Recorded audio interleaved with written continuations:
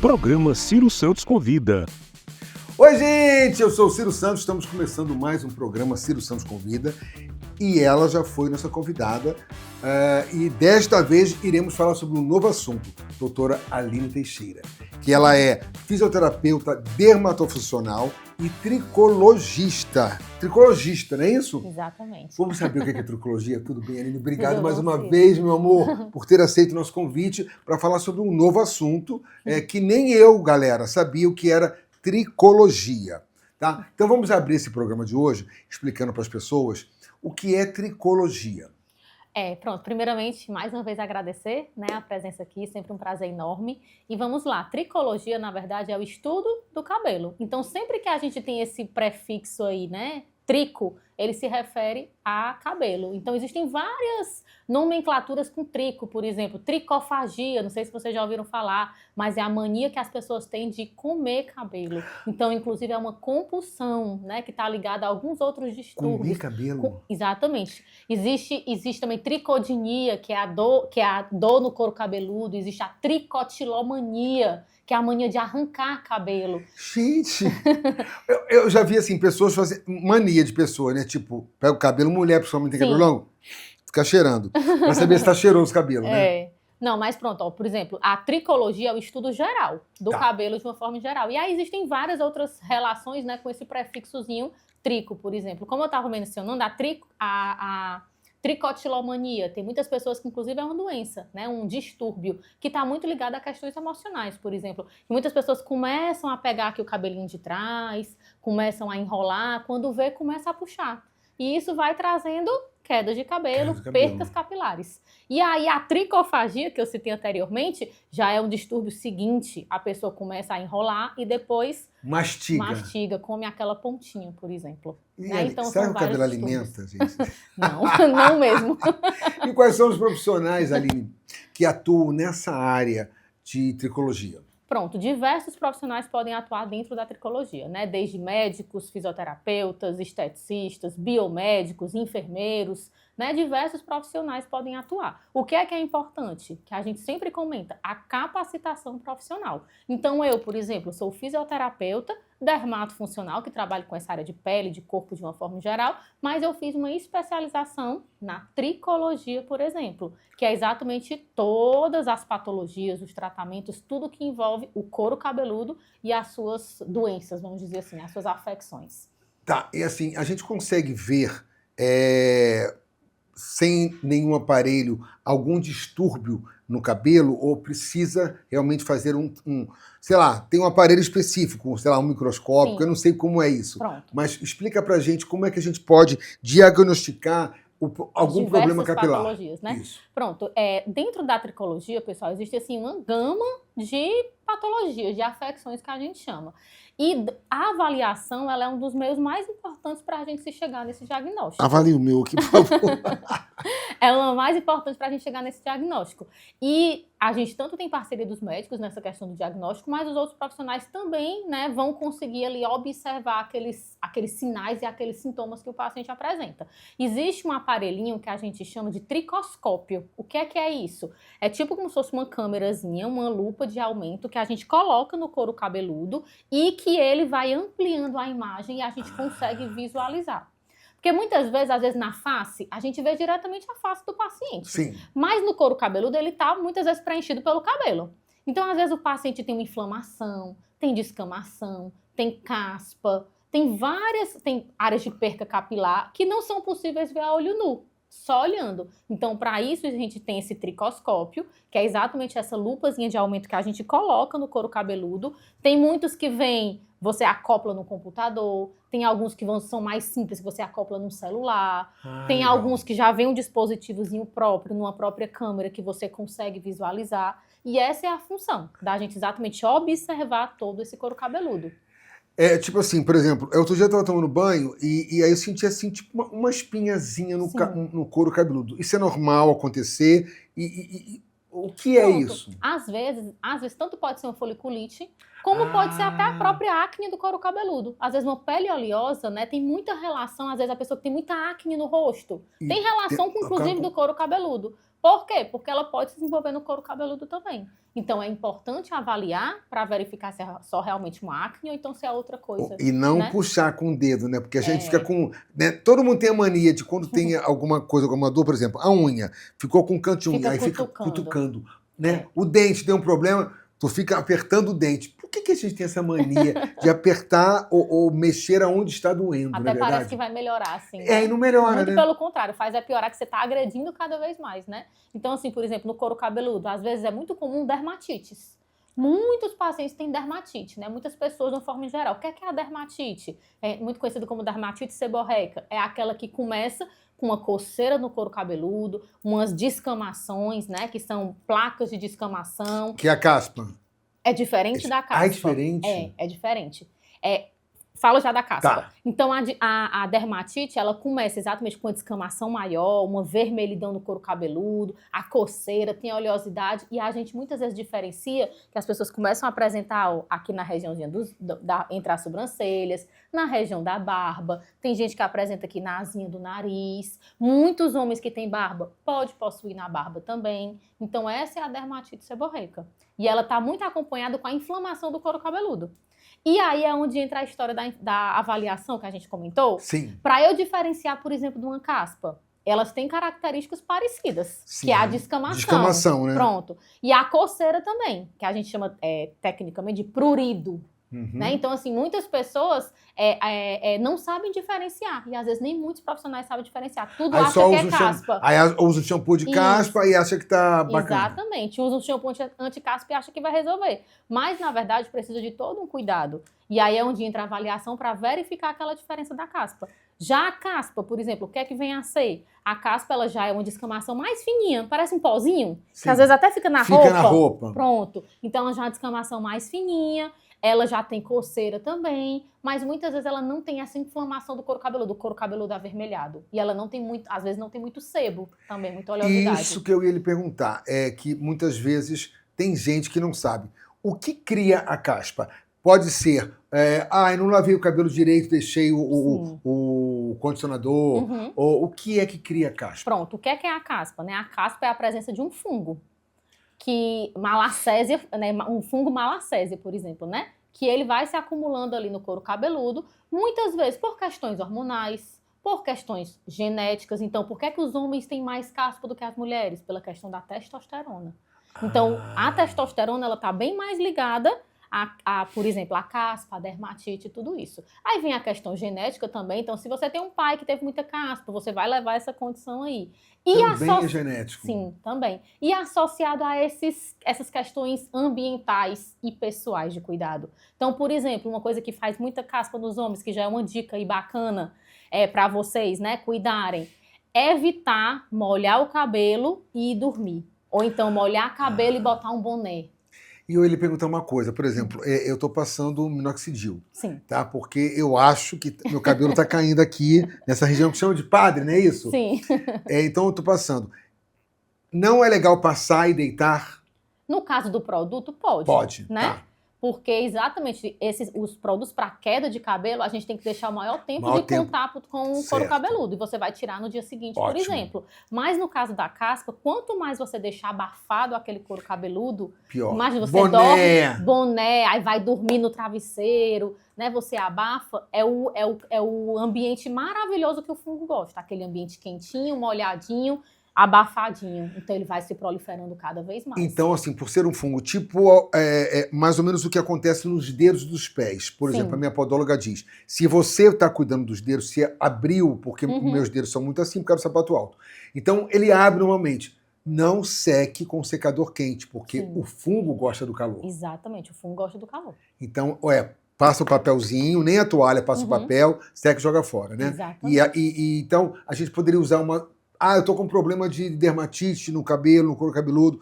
Vou usar uma toalha especial. Não vou usar a mesma toalha do corpo. Sim. Isso é bacana? Com certeza. Você usar a toalha especial, você ter cuidados com produtos especiais para estar usando nesse couro cabeludo. Evitar exatamente molhar e abafar, né? Manter uma rotina de higienização maior desse couro cabeludo. Porque tem gente que lava uma vez por semana. Isso que eu ia perguntar. Tem gente que diz, lavar cabelo todos os dias não é bom. Me responda, isso é mito ou é verdade? Pronto, o que é que a gente tem que pensar? Isso vai depender da sua rotina de vida. O que é importante? O que é para mim pode ser diferente para o Ciro, pode ser diferente para cada um de vocês. O que é importante? Que o couro cabeludo esteja limpo. Então, se eu, por exemplo, eu pratico atividade física todo dia, eu vou ter que lavar meu couro cabeludo todos os dias. Por quê? Porque na academia a gente sua, o couro cabeludo fica suado. Então, já indica que meu couro cabeludo está sujo. Preciso lavar todo dia. Mas se for uma pessoa que passa só o dia todo no ar-condicionado, vai para casa, vai dormir e não sua, não transpira muito, ok, ele lavar dia sim, dia não, por exemplo. Então, o que é importante? Vai depender da atividade de cada um. Então, É manter esse couro cabeludo sempre limpo. Então, eu, no caso, por exemplo, que trabalho 3 a 4 vezes na semana usando peruca e transpirando muito. Com certeza tem que lavar todos os dias. Muito obrigado. Meu cabelo vai ficar como, gente? Pronto, aí isso que eu ia dizer. Outro ponto importante. As mulheres dizem, doutora, pelo amor de Deus, mas meu cabelo ficou horroroso, lavando todo dia, danifica demais o fio, né? E para isso existem várias alternativas que a gente usa para minimizar esse dano ao fio de cabelo. Para não ressecar. Por exemplo, para não ressecar. E aí a gente pode usar óleos vegetais para colocar nesse fio antes de tomar banho, porque esse óleo vegetal ele cria um filme. E evita aquela água direto, aquele shampoo direto. Então, assim, você vai higienizar o couro cabeludo e tentar o mínimo possível do fio, vamos dizer assim, para tentar ressecar menos. Existem shampoos hoje em dia, né, condicionadores específicos para esses cuidados. Às vezes as cacheadas, né, utilizam muito isso por conta dos cachos, né? Então, assim, existem várias alternativas no mercado hoje para estar auxiliando. Eu outro dia fui cortar o cabelo e o cabeleireiro falou assim, Ciro, tô achando uma coisa aqui, eu tô achando que é caspa. Ele olhou e aqui atrás, só aqui atrás, tinha um pouquinho de caspa. Sim. Por quê? Eu acho que eu estava deixando o condicionador muito tempo. Pronto, isso é o que a gente chama de caspa cosmética, por exemplo. Tá. Às vezes, por exemplo, as cacheadas tem muito. Por quê? Porque como elas usam muito produto para deixar o cachinho, acaba ficando aquele produto em contato direto com o couro cabeludo. E isso gera, por exemplo, uma caspa cosmética. Então, e quem não tem cabelo, não vai ter esses problemas. Não vai ter esse problema nenhum, né? Vamos lá, e como é que funciona esse tratamento para esse tipo de doença de cabelo? Como é que é? É demorado? É uma semana? É um mês? Pronto, na verdade vai depender primeiro de tudo da afecção que o paciente tem, né? Então, por exemplo, as caspas, as dermatites, psoríase, né? Também tem a psoríase que a gente recebe muito nos consultórios, que já é uma doença autoimune, né? Que tem padrão autoimune. O que é uma doença autoimune? É que o próprio organismo, por determinado motivo, começa a não reconhecer ele mesmo. Então, ele começa a querer destruir, né? Tá. Então, peraí. A gente vai falar sobre esse tipo de doenças autoimunes logo após o comercial. Fiquem com a gente porque, se você sente que tem uma coisinha assim, uma nevezinha na sua roupa, ou tá com uma coceirinha, alguma coisa, tem mais que você aprender, mais coisas com a doutora aqui que vai ensinar pra gente. Ciro Santos convida, volta já já. Fique com a gente.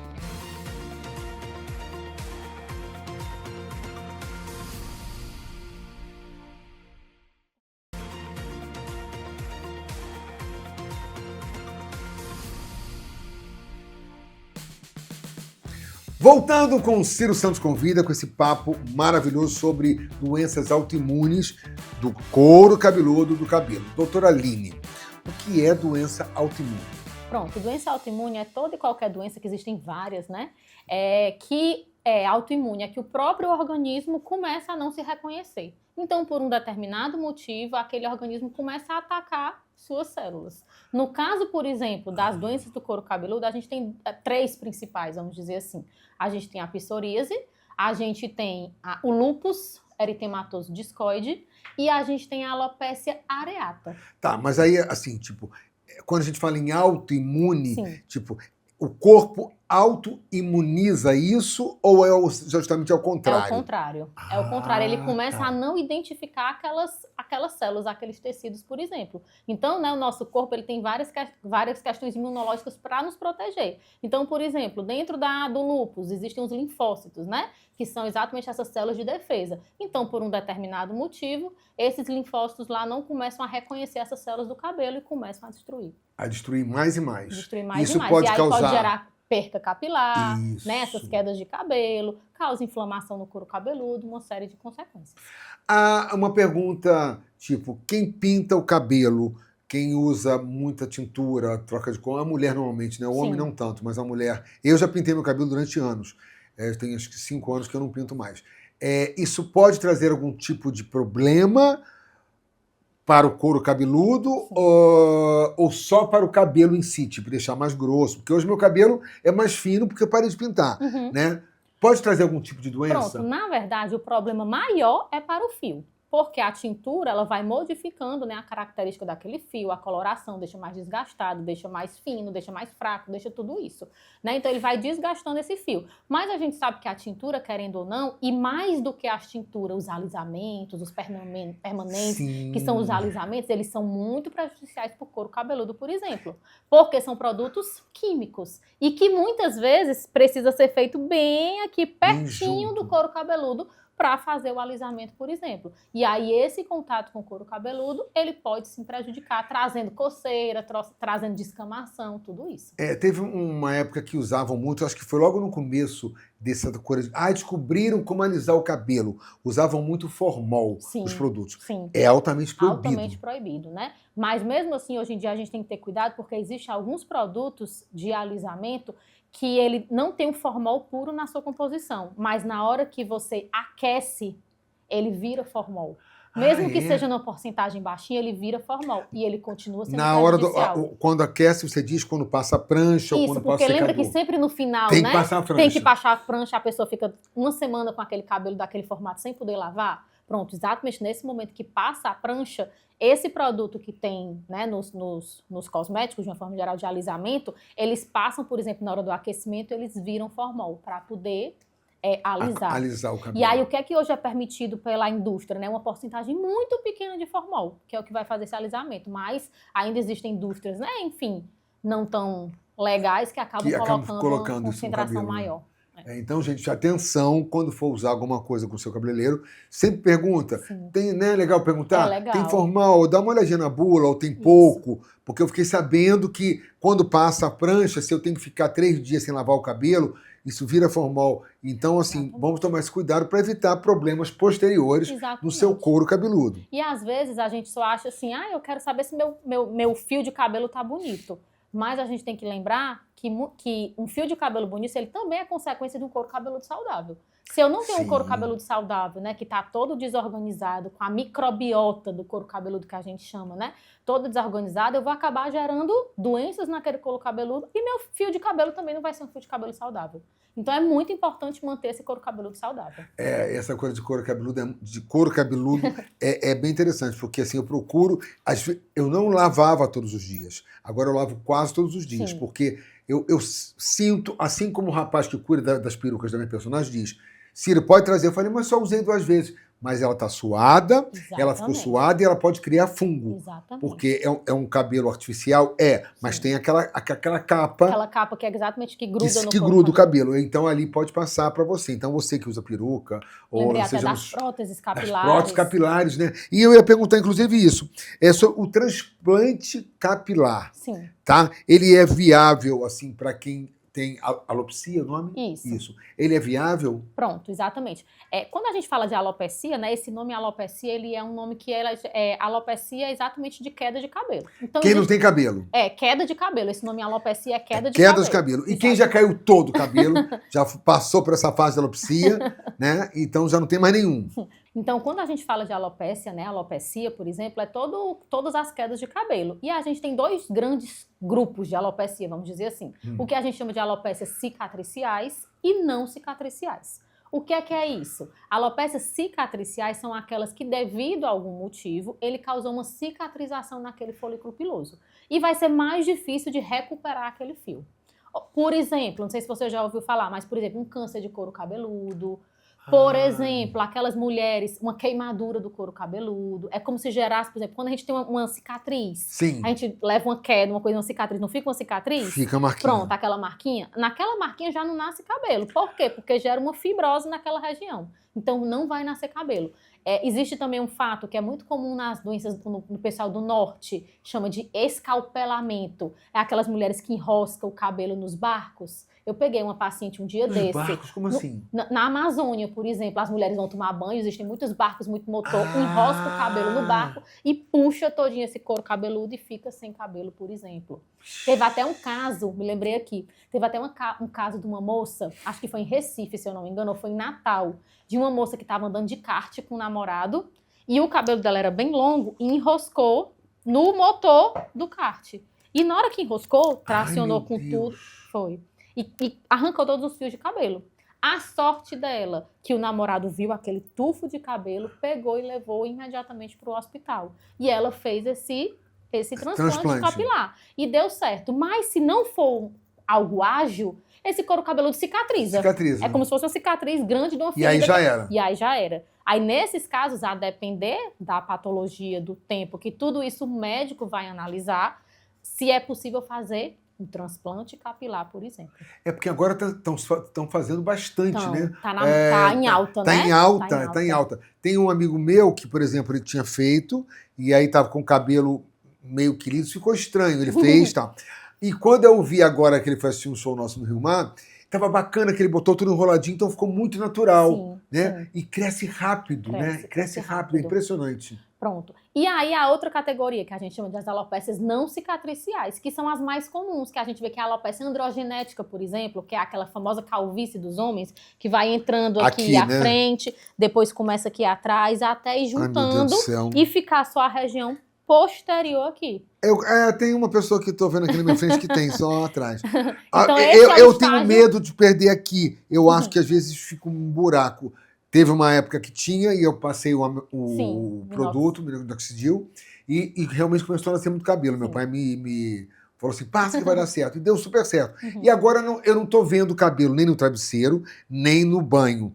Porém, eu acho que está fraco, mas também pode ser por causa da idade, né? Exatamente, né? A alopecia androgenética, ela tem esse fator hormonal e um fator genético também. E com o avanço da idade, 80%, por volta ali de 70, 80 anos, 80% dos homens vão ter uma alopecia androgenética. 80 anos, então peraí, faltam ainda 17. Ainda faltam uns aninhos, né? Faltam uns aninhos, né? Mas eu acho que eu tô legal, com 60, até que meu cabelo tá direitinho. Tá ótimo. Muito obrigado, doutora. Pronto, então além da alopecia androgenética, existe a alopecia areata, a tricotilomania, a alopecia por tração, que são essas outras doenças que não cicatrizam o folículo piloso e que são de mais fáceis tratamentos, vamos dizer assim. Tá, então vou dar uma dica para vocês que estão em casa, quer dizer, ela já deu várias dicas, né? Mas tipo, tá tomando banho, mulher principalmente, às vezes fica no ralo do cabelo, no ralo do banheiro, aquele monte de cabelo. Isso é um motivo para procurar um médico, Com certeza. Isso daí, inclusive, a gente chama de eflúvio telógeno. O nome científico é eflúvio telógeno. Então, o que é isso? É exatamente, que é uma das condições mais comuns, o eflúvio telógeno e a alopecia androgenética. O eflúvio, ele é toda essa questão que ele passa muito, como você disse, muito comum em mulheres. Por quê? Porque tem toda essa questão emocional, toda essa questão, às vezes, questão de cirurgias, pós-bariátrica, pós-Covid. Tudo isso mexe com... Mexe demais. Às vezes a mulher, por exemplo, está numa fase mais estressada, trabalhando demais. Os homens também podem sofrer com isso, né? Trabalhando demais, estressada, está numa fase alimentar, por exemplo, muito ruim. Ou então, sei lá, atividade física zero, a vida muito turbulenta, faz uma cirurgia. Então, vários fatores, pós-menopausa, tudo isso pode levar a essa queda acentuada. Então, se você exatamente está naquela fase que todo mundo vai ter uma queda de cabelo normal. Já é normal. Já é normal, porque a gente tem 3 fases, né, principais. Fase anágena, que é a fase do crescimento, a catágena, que dá uma pausa, e a telógena, essa que vai cair. Então, todo mundo tem uma quantidadezinha ali de cabelos. De cabelo. Que a literatura traz que é em torno de 40, 50, 60, até em torno de 100 fios por dia. Agora, vem cá, doutora. Tem pessoas... Isso não tem nada a ver com idade, porque a gente às vezes encontra pessoas com, sei lá, com 25 anos, com 26 anos, já calvo, ou então já com meio sem cabelo. Sim. É isso mesmo? Não tem idade para isso? Não tem idade. Por exemplo, nesse caso aí é a alopecia androgenética, né? Que é a calvície. Certo. Então, uma pessoa de 20 anos pode começar a ter uma calvície, por exemplo. Por quê? Por conta que ela tem uma questão genética. Com certeza, quando você vai perguntar, ou o pai, ou o avô, o tataravô, alguém na família tem essa mesma calvície. E ela tem uma questão hormonal envolvida. Então, ela está muito ligada ao hormônio sexual masculino, que é a testosterona. Então, por exemplo, às vezes as pessoas até me perguntam assim, doutora, mas por que que nem todos os homens têm calvície? Uma parte tem, outra parte não tem. Aí é exatamente por conta dessa duplinha. A questão genética envolvida e a questão hormonal. Todos os homens têm testosterona. Todos os homens. Todos os homens. Uns mais, outros menos. Sim. Mas para poder acontecer esse processo, né, a gente chama que a testosterona ela se liga a uma enzimazinha que chama de 5-alfa-redutase e ela se transforma numa outra molécula que é chamada de dihidrotestosterona, que é essa que faz cair o cabelo. Tá. Então, quem não tem a condição genética, essa ligação não vai acontecer. Tá. E quem tem vai se ligar e vai cair o cabelo. Tá, então, só para a gente terminar aqui, fazer a última pergunta, quais os cuidados que as pessoas que estão em casa nos assistindo podem ter para poder minimizar esse tipo de problema? Assim, você toma esse cuidado especial que com isso você vai conseguir minimizar os problemas de alopécia, por exemplo. Pronto, voltado para a alopécia, né? O mais importante, na verdade, vamos dizer assim, uma vida saudável, né? Controlar a alimentação, controlar a questão de estresse, de atividade física, tentar, né, ter uma vida mais pacífica possível, né? Uma vida mais controlada possível. Porque se você tiver uma condição genética, infelizmente não vai ter muito o que fazer. Genética, né? Não tem como. Genética não tem muito o que fazer. A questão hormonal, aí você vai procurar exatamente uma questão, se você sabe que já tem um avô, um pai que já tem essa condição... Já se cuide. Já se cuida, presta atenção, vê como é que tá seu couro cabeludo, qualquer coisa, procura uma avaliação com o tricologista para ver como é que tá. E se você começar a notar, meu cabelo tá caindo demais, tá diferente do que era o normal... Quando eu tomo banho, vem um monte na minha mão. Quando eu vou dormir, tem lá no meu travesseiro. O meu marido reclama, eu recebo muita paciente dizendo isso. Doutora, meu marido reclama demais, diz que só tem cabelo no meio da casa. Então, se o cabelo está caindo demais, procure um atendimento, porque muita coisa ali pode estar desajustada e com o tratamento a gente consegue resolver. Tá, e no caso, a pessoa que está precisando... Você tem o seu consultório especializado nisso? Sim. Então vamos botar aqui embaixo, viu, galera? Por favor, quem tem problema ou está sentindo que pode ter algum problema capilar, doutora Aline pode resolver seu problema. E assim, a gente termina mais um programa maravilhoso com a doutora Aline, que é o segundo que eu faço com ela, e ela é muito inteligente, sabe um pouquinho de cada coisa. Só tenho a agradecer, caramba. E eu aprendi bastante coisa e agora eu vou lavar meu cabelo todos os dias, tá? E fiquem conosco, porque semana que vem tem mais Ciro Santos Convida, sempre com um entrevistado ou uma entrevistada maravilhoso, com um papo que eu tenho certeza que vai servir para você. Um beijo gostoso e até o próximo programa, se Deus quiser.